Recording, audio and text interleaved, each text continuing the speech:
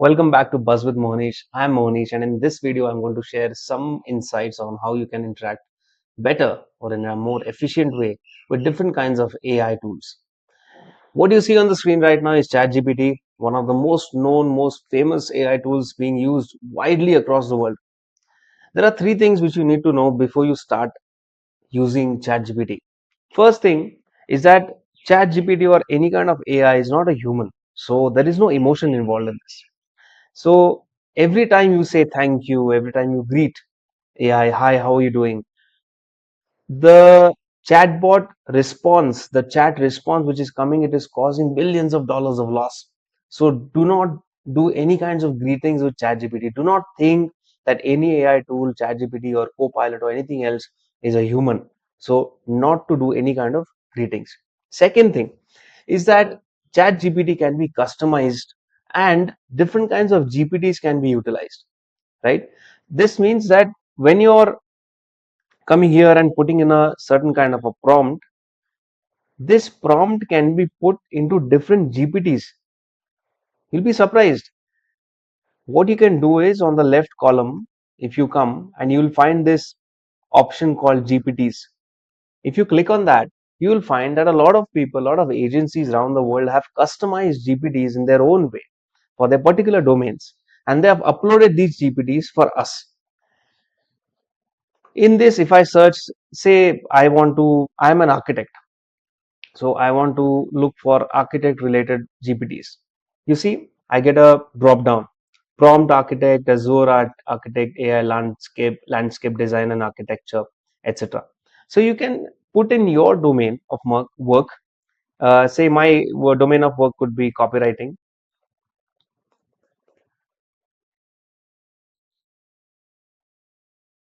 Now I get a copywriting expert. It says specialist in SEO optimized articles, engaging social media posts, and high converting something. It is made by Tanveer Hussain and it's got 50K plus chat. Let me click on this. So within ChatGPT, the second point which I'm emphasizing is that within ChatGPT, there are different GPTs which can also be utilized on for particular domains. When I click on start chat, this GPT, which is customized for copywriting, will give me responses specifically for copywriting. And there are these prompts over here. So if I click on one of the prompts, let's just look at it for an example. Can you write an SEO friendly article on sustainability? There you go. It's given you an article which has got different kinds of keywords utilized in this. Wonderful. It's given you all of this. Now, coming to the third point, which is very, very important when you're using any kind of AI tool, always use AI tool to make your task easier, not to hand over the task to the AI. This is a mistake which a lot of students I see around the world are doing. Is that you get an assignment from your college or university, you go to GPT or any kind of AI tool and you ask the AI tool to think for you. No. Instead of asking the AI tool to think for you, you ask the AI tool to collate more information which you would have taken a lot of time to do. So instead of me telling GPT to write a SEO friendly article, what I should tell GPT is that, hey, I have taken efforts to write a SEO friendly article on sustainability, which means that you have to actually go across Google, across different search engines, look for those articles, go to search ResearchGate, look for those articles, put all that information in your mind, use your own brain. Once you have drafted a PDF, you can upload the PDF right here. Once I click on this, then whatever different article I want to put up here, I just select it. And once I have selected it, so for example, right now I've got here, I got my content calendar for 6 months right here. Okay. I open that. And when I upload this article, then I can ask GPT to simplify my task. So make sure that you follow these 3 points very clearly.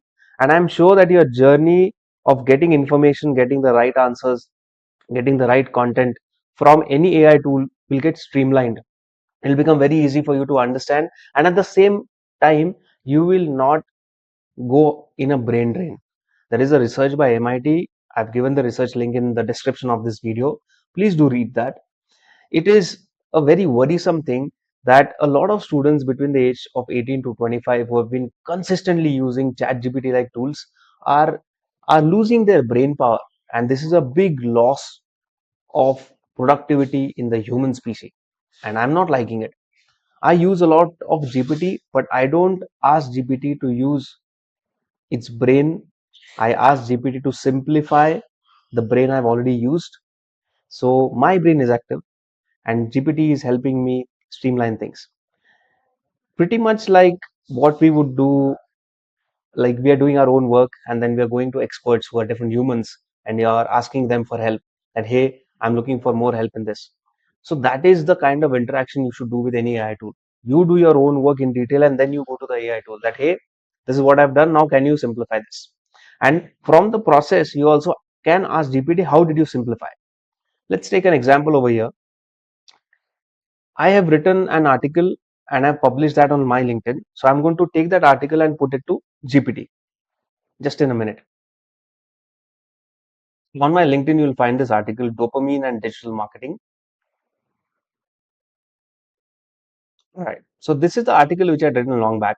I had taken a lot of help from GPT. Yes, I'm going to tell it out in open and be very frank about it. But I did not tell the GPT to write an article and just give it a topic. My process of using GPT to write my content is very different. Like I said earlier, I don't ask GPT to do everything for me. I will put my brain to think over it, ponder over it for a few days, come up with my own ideas, my own flow of the article, what I think it should be. I also research different keywords because I do YouTube SEO. I have to look into different keywords and what are trending and what are being used in that particular topic. I'll put all of that information in my mind. I could scribble something on my in my diary. I have got a Gmail account, which is it's a very personal Gmail account. I'll go and I type few things in that. Once I have a clear picture or a clear idea of what I want from GPT, then I put all of that into GPT and say that, hey, this is what I'm thinking about. This is what I want out of it. Now I want you to do this. So when my command to GPT is very clear, very specific, then GPT is going to respond to me in the same way. One thing which I also realized while doing all of this is that if you are thinking in English, then GPT responds to you very well. And this is one problem with a lot of Indians who are more proficient in their mother tongue. That if you think in Marathi, transliterate all of that into English, and then give the command in English, GPT will not respond to you in any depth. Try this out. It is probably difficult to understand, but it is the truth that if you think in your mother tongue and put that into English and put that into GPT, it's not going to respond. What you need to do is you first go to Google Translate. In Google Translate, if you have any difficulties translating in English directly, Google Translate can do the work for you. Do not think in a poetic way. A lot of Indian languages are very poetic. So put it all into a very simple format, put that into Google Translate, get your thing text translated into English, and then put that command into GPT. That will work wonders for you. So I'm going to take this topic right here, copy it, go into GPT. I'm not going to say thank you for the earlier article which the GPT wrote on sustainability. I'm just going to put the title over here and I'm going to give it a command. Write me a LinkedIn article up to 1,000 words on the topic. Furthermore, I can also tell GPT to write it in first person, second person, third person. I can make it think like give it a certain tone of casual article or a formal article, all of that. I can customize it the way I want. But right now I'm going to give it a simple command and let's see what it writes. There you go.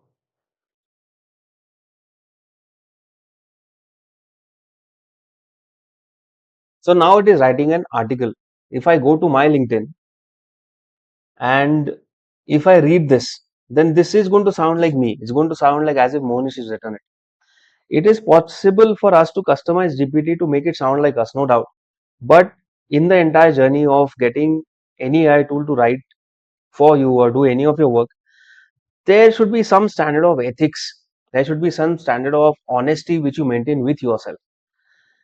We don't want to end up like so many other students who are going into a brain drain, right? We want to use AI tools to simplify our work, but we don't want AI tools to do our work.